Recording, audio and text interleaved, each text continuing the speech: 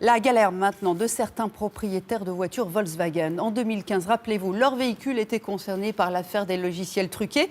Ils pensaient en avoir fini en effectuant une mise à jour de leur moteur. Et bien depuis, les dysfonctionnements s'accumulent et pour l'instant, le constructeur n'apporte pas vraiment de solution. On a pu le constater, c'est notre enquête et elle est signée ce soir Alexandra Allais et Alice Berthiaud. Depuis quelques jours, Armand Suiras n'a plus confiance en sa voiture. Je roulais à 130 à l'heure et d'un coup, la voiture a été limitée, bridée à 90-100 km/h.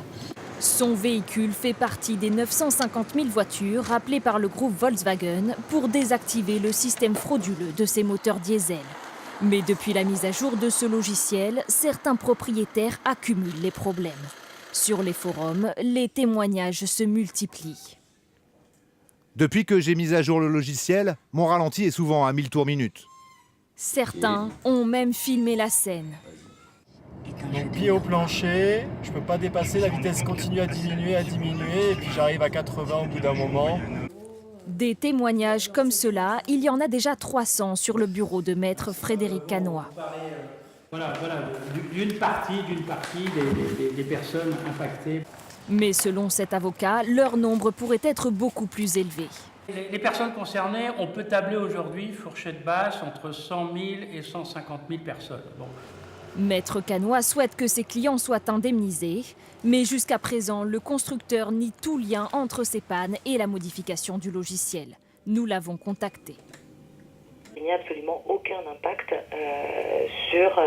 aucun impact négatif sur le véhicule, que ce soit en termes de consommation, de bruit ou de puissance, ni quoi que ce soit. Aucun impact, ce n'est pas ce que nous dit ce concessionnaire.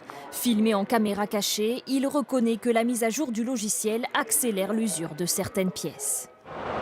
C'est pour vous expliquer là, clairement, cette pièce-là qui aurait dû la relâcher dans 3 mois, viennent donc à lâcher maintenant. Selon lui, il s'agit de cas isolés.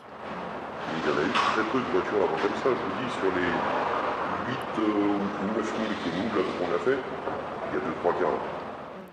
Armand Suiras, lui, est sûr d'être l'un de ces cas. Mais pour l'instant, le concessionnaire ne lui a proposé qu'un diagnostic de son véhicule qu'il devra payer de sa poche. Et une enquête à retrouver.